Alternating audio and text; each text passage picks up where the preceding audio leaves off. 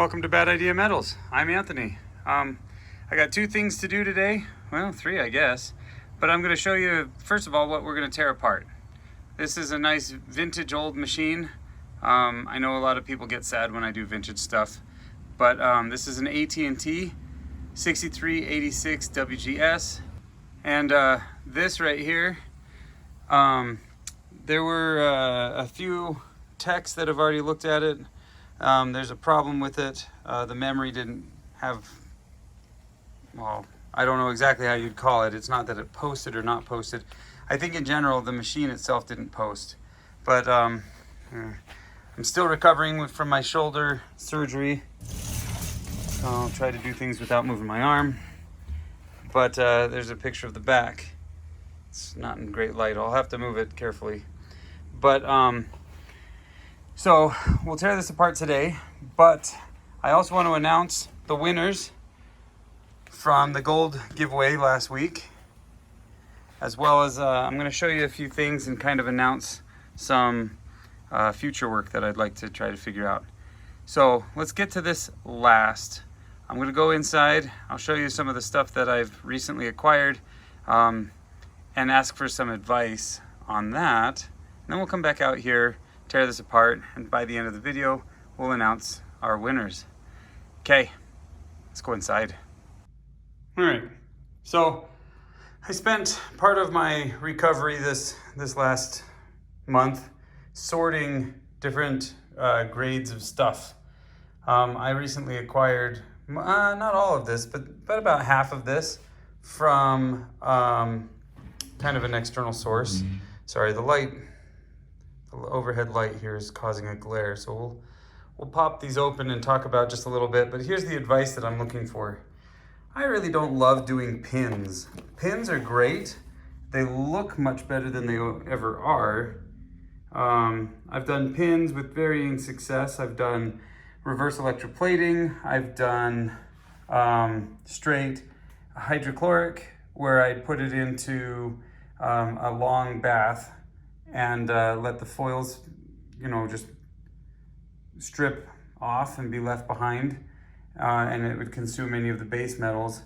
And the last way I've tried was to go straight into aqua regia, but that ends up being a really big mess, and it's unpredictable and it's expensive. So I'm looking for everybody's favorite way of dealing with pins.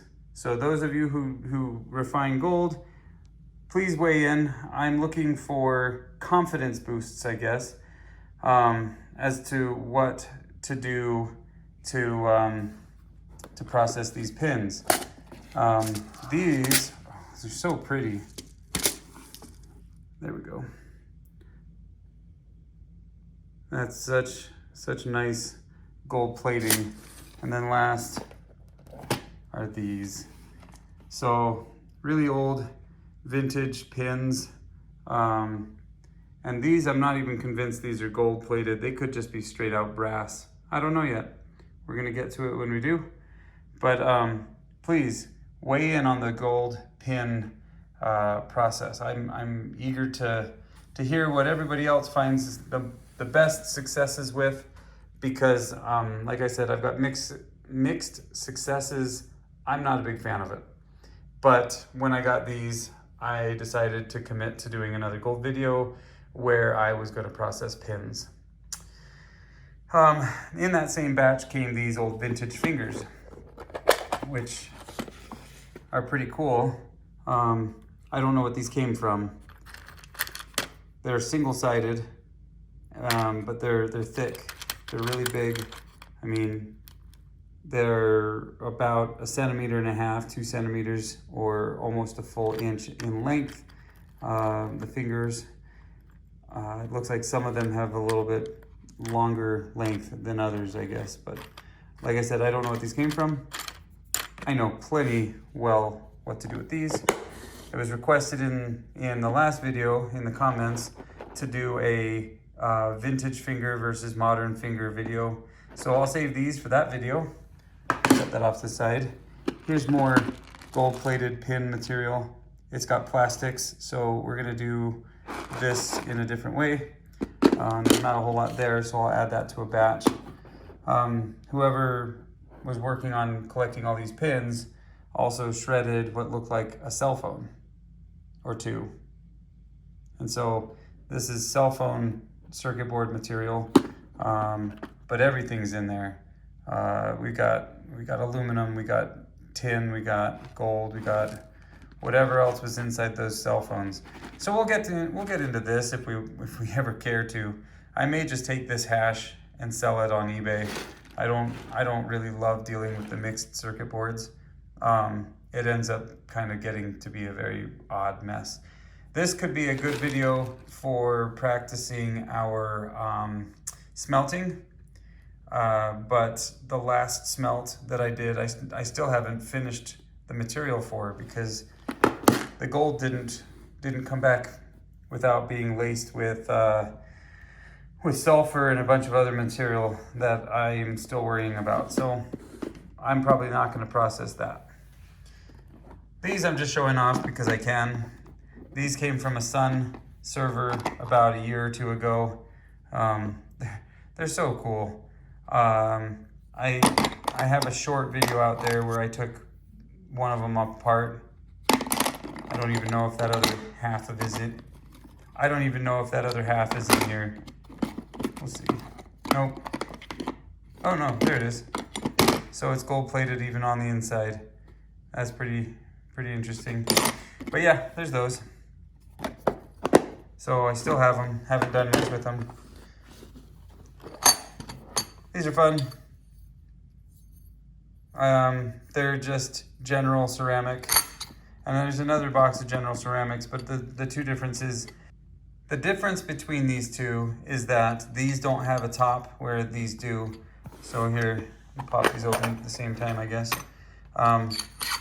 You can see that these have a gold-plated bottom, but so do these. The difference, like I said, these ceramics over here, no top, where these do have a top. I can't remember where I got these. Actually, I do remember where I got these, but these came off of some circuit boards that I got secondhand.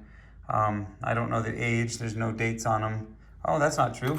As I say that, there's a date, 1993. And that might just be the date that they got installed. I don't actually know their manufacturing date. Oh, there's a date on that one too. It's also got a 1993. Anyway, I'll get to ceramics. I'm excited to do those. Pretty sure that that'll be a pretty good recovery. Last two things I want to show.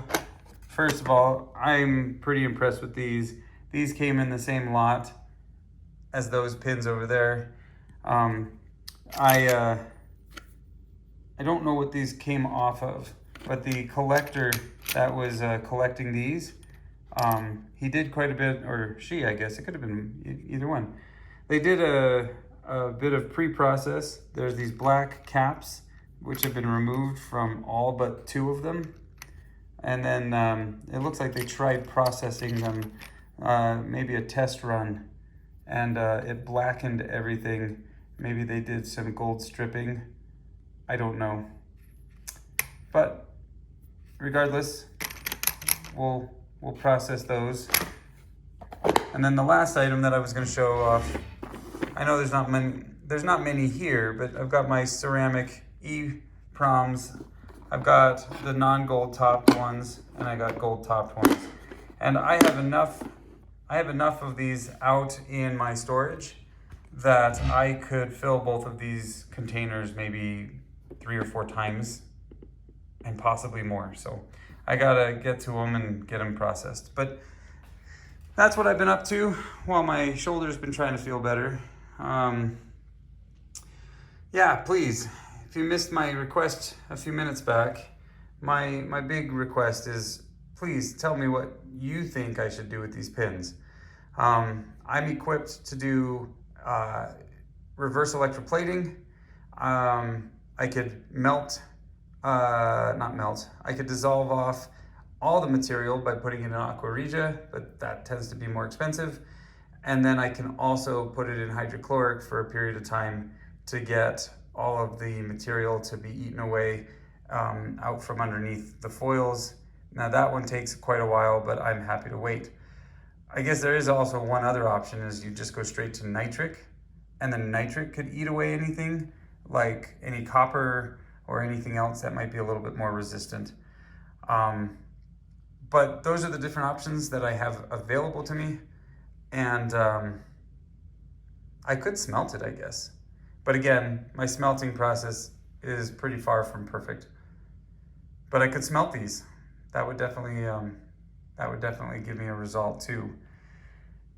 Anyway, please feel free to post a comment down below as to what your favorite pin process is, and be specific, because sometimes my version of the process might not be the same as yours. I'm still trying to learn how to perfect that. Those that have been following this channel know that I started doing the gold recovery side of things about 3.5 to 4 years ago. And some things that are easy, like fingers, wherever they went, oh, back there. Fingers off of expansion cards, pretty simple. I mean, it's dangerous, don't oversimplify. Come on, Anthony. But it is pretty simple. You kind of can set it and forget it. But when it comes to pins, that's where the real alchemy of gold recovery and refinement comes in. Anyway, I think I've gone on long enough about this. Let me go tear that AT&T thing apart, and we'll announce some winners. But yeah, please let me know. I'd love to get these pins processed. There's enough gold here that it's not trivial.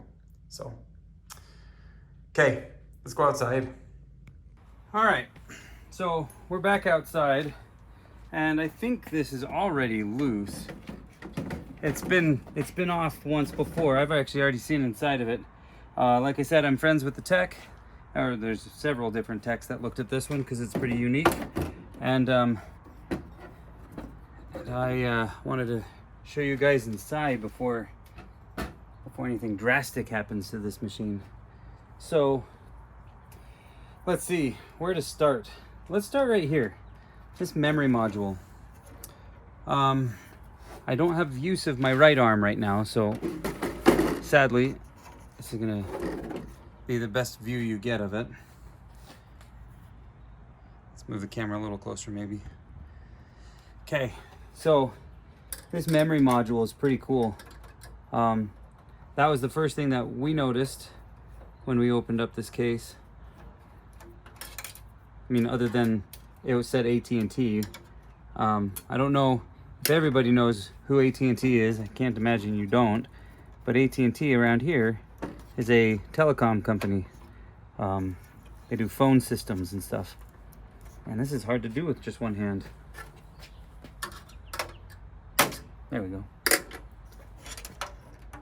So this is our bank of memory.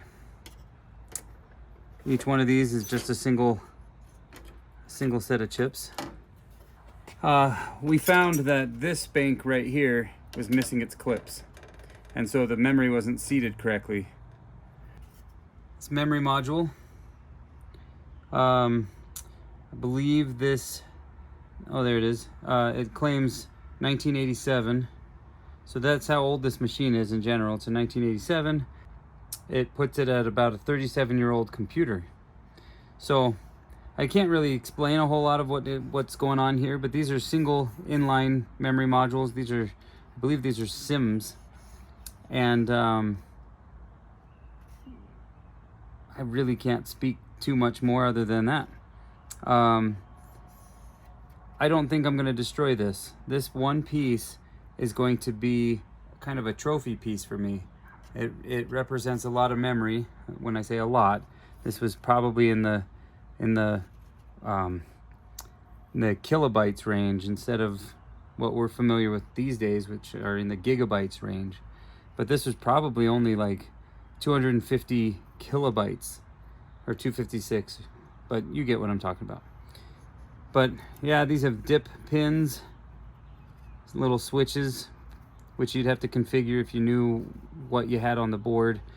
Computer hardware back in the early days of home computing and business computing, you really had to know what you were doing. You had to know what the equipment did, and you had to know how to configure it. Nowadays, it's all plug and play. You buy RAM, you stick it in the machine, you're done. No, this represents a lot of ingenuity, a lot of understanding, and that's why I don't want to destroy this module. I mean, it's broken, but it's pretty cool. So there's the memory. Now here's where I don't think I know anything else about what goes on in this machine. I'm hunting for the CPU, and it's hard to do anything with just one arm. Let's go ahead and take this card off. Wonder if this is going to be just as difficult. Nope, not too bad. This has got BDC 400. This looks to be either video or it's some sort of a serial. So I'm not exactly sure what this board was used for. It has what looks to be a 25 pin serial connection. This could be a monitor. It could be just a parallel port or serial port for like printers and other peripherals. It's got nice fingers. I love it when you can hear them.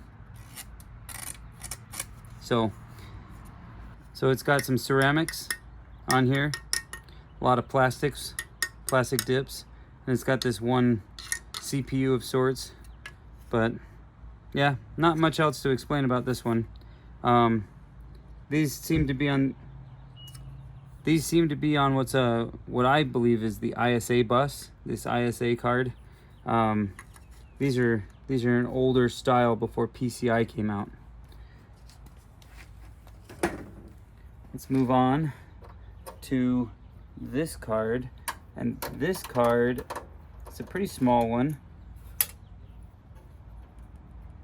It also, oh, I took off the wrong plate, and I don't have the right tool. So we'll come back to that one. I'll have to go and get a flathead screwdriver.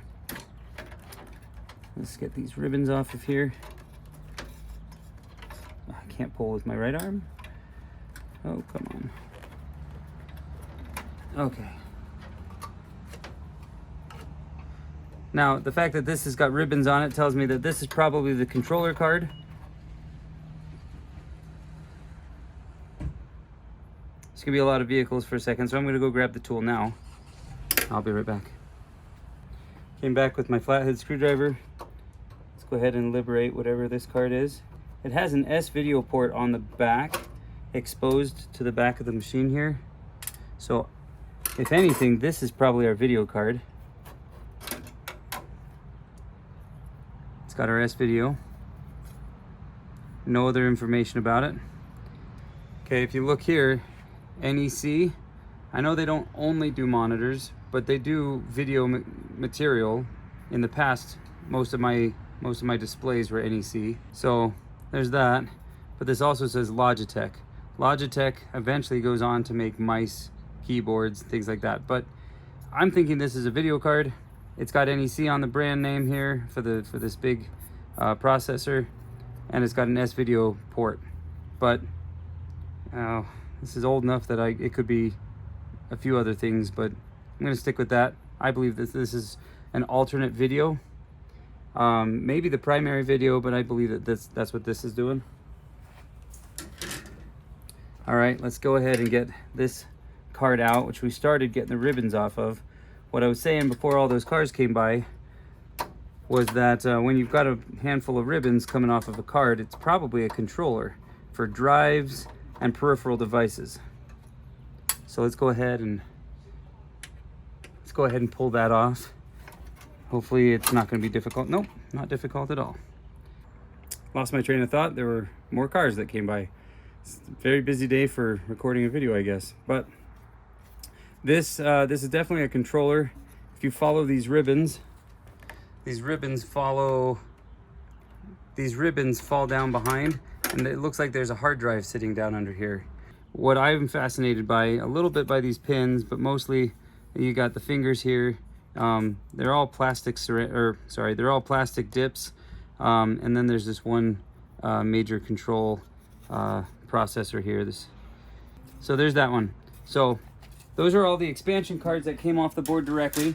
One thing I did notice, we didn't find a CPU yet, and there's these expansion risers to a card, a circuit board of sorts that's hiding down underneath this plate. So let's go ahead and dive down, remove the battery. Huh. Lithium from that old. Fire, explosion, and severe burn hazard. Oh, you don't say. So lithium battery. That was the CMOS battery, or the system battery. Let's see, what's the best way to get that card up? Let's go ahead and unscrew these left-handed.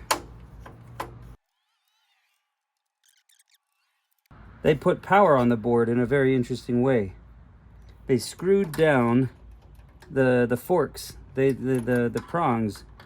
The power comes off of the power supply and puts main power onto the board in a very interesting kind of way. They don't do that anymore.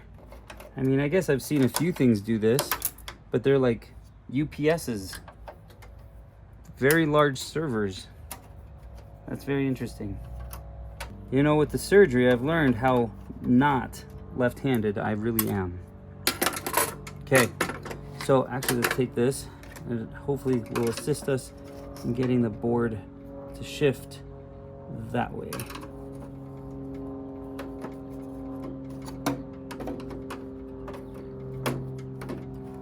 I'm going to try to get this board free.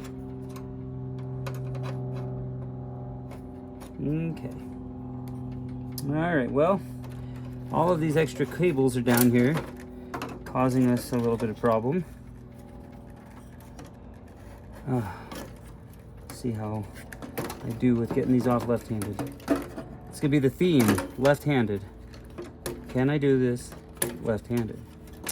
Now these clips, I'm not sure how to get these clips off without using a tool or my right hand. You know what, we're gonna just pull really, really hard with just my left hand. Hey, that worked. That one did not. That one did. Okay. All right. These pins, I'm sorry, these fingers are really bright. They're beautiful. This board probably has a value to it though. I should see if this board is useful somewhere before I destroy it, because this looks like a standard board, not just an AT&T thing. It's got these rising set of fingers that went down into what looked like a back plane, which joined it onto the main board, which is down here, which we will get to. Okay, let's set this off to the side carefully. What should we do next? Let's clean up some of our mess. All right, well, part of me wants to start getting the things that I can see out of the way, and we'll eventually get to the board at the bottom. Let's shift directions and start looking at what's in this drive bay. There we go. Slid off. Perfect. Oh, mercy. That is beautiful. Okay, let me show you. That's what I see. Got to be careful not to use my right arm here. Let it hang off the edge for a second. Okay, here we go. Oh, come on. What do you caught on? The ribbon? All right, fine. Turn. So there's our CPU. Now, what else do we have here? Quite a bit, but let me see what the CPU is. It's an Intel. It is a 386. So we got a 386, and this is the socket for the math coprocessor, I believe. It doesn't have one, so that's fancy. That's what it is. Just random control modules and memory modules all over the place. That's really cool. Your speaker. And of course, I just stabbed my finger on the only 2 pins that are exposed on the entire stupid board. I mean, there's jumpers all over the place. There's some there, here, there's there. But of course, I land my finger right there on the only pins exposed. I guess that's how it goes. All right, well, let's pop this off carefully. That is a trophy. I don't care how many of them you have. I have a few. But when you find a 386 That is fun. Careful not to bend the pins.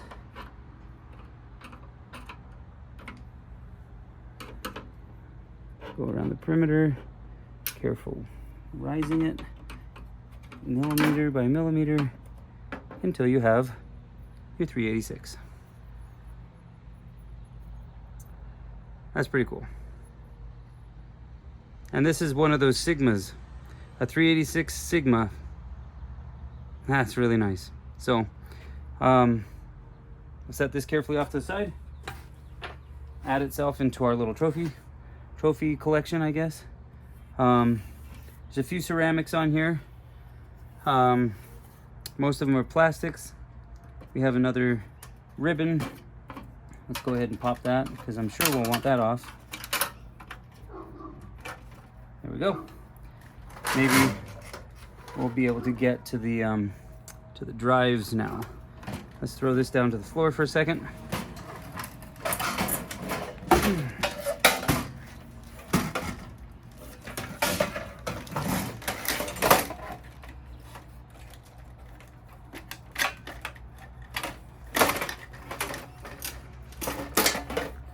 Okay, success on that. Let's go ahead and liberate the. Let's go ahead and liberate the drive. All right. Drive is free. Let's go ahead and see it for the first time. Gonna have to fight that, will we? Well. It's an exciting old drive. Loud, as loud can be over here.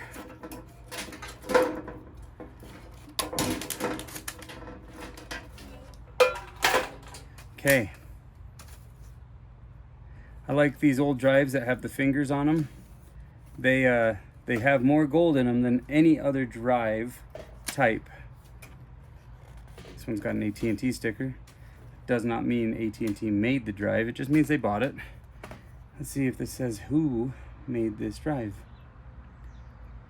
Magnetic Peripherals Incorporated. Don't know that company myself, but it's a cool one. It's an old one. If you could tell what the capacity is, a lot of times on these older drives you've got to get their how many blocks per cylinder, and then you do all the math to figure out how many bytes every block has and every cylinder has, and how many cylinders. It looks like there's 3 cylinders. Therefore, if you do all the math, you can come up with its capacity. I don't remember on these older drives, so I'm not gonna pretend to figure this out. But these older drives, they're usually in the kilobyte to megabyte range, because back then it was believed we were never going to need more than, a megabyte of storage, and then it moved to like a gigabyte of storage, and now people have like, I don't know, hundreds of terabytes in some of their servers, so, or even petabytes. I mean, they're big. So, all right, left hand up. Let's go. Let's get this floppy drive out. There's 2 floppy drives on the front here. There's the old 5 1/4s and the 3 1/2s. So let's go ahead and get these guys out. Looks like they've got some screws on the front, and we'll just be able to pull the drives out. Oh my goodness, line it up. And this technically had one more drive bay. It's sealed up with a bracket, but it had another one. That's pretty fun.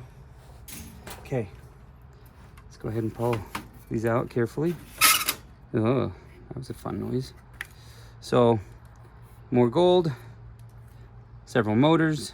One spins the magnetic media inside, and the other one operated the read heads that would go back and forth across that media and be able to read your data and write that data for that matter. But yeah, Panasonic drive, pretty fun. And then the last one we have in here is a floppy. Got to get that cord off. Maybe I'll just pull hard.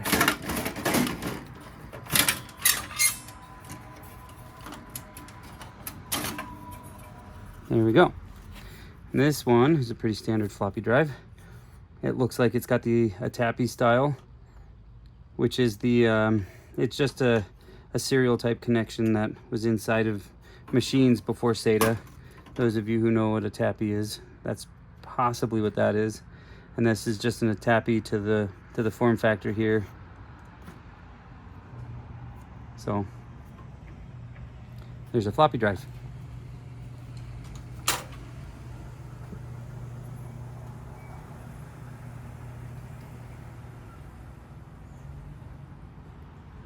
There's a lot of copper in some of these. We're not going to deal with that. So what I am going to do though is I'm going to unscrew these, take this back plane piece off, and liberate the motherboard on the other side. Okay, now we'll flip this over. Gotta find a good spot to grab.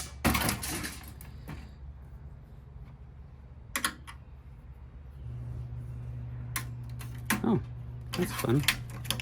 The fan can just pop off. We'll get that later. Let's get all these screws. It looks like this is where the battery connected. Not battery, the power supply. It's got your red, your black, your plus 5 volt, and your ground.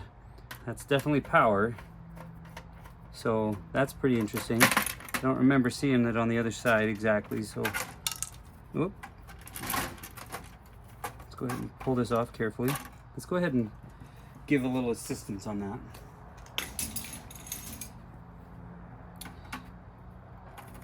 There we go.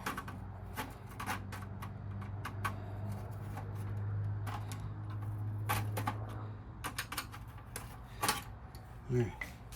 We'll let the riser just fall down through.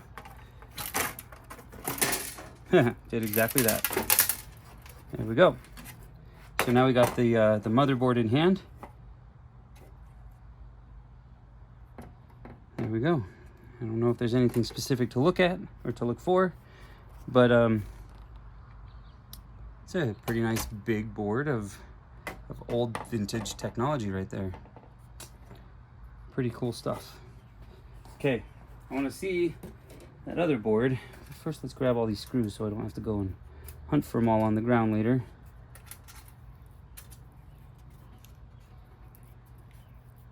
I wonder if this terminal is gold plated or brass. It's easily brass, but it's possibly gold plated. I wonder if I popped it with a hammer, what would it do?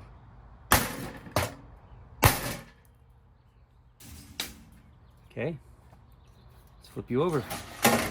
Take a closer look. So here's the back plate, the back plane, sorry. Just made it so that the main board and the expansion card board could be separated by the steel, the bottom of the computer. Now where'd that thing go? Hunt for it for a second. Grab some screws first. There it is. It looks brass. Definitely looks brass. But it was just a pass-through. The red and black wires from the power supply connected to this. It was insulated so it wouldn't electrify and cause the case to be hot. And then it would go through to the main board on the bottom. It's an interesting strategy. Nowadays, you just run a cable with a specific head on it that you could run those cables all throughout the machine and not have to worry about something like this. Potential risks and hazards. But yeah, there's a fan on here. We'll grab that off someday. Still a lot of weight to this. This power supply must have a lot of copper in it, which is pretty cool. But that's it. Let me give you a quick tour of the things found, and then let me announce the winners to last week's gold video. All right. Main board, the back plane, floppy drives, a large hard drive. Don't remember the technology on that one. I'm sure I'll hear all about it in the comment board, which is great. There's our memory module, our 386 Sigma, what I believe to be a S-video video out, a serial or parallel 25 pin. Not exactly sure. I think that was the controller card. Yeah, that looks like the controller card.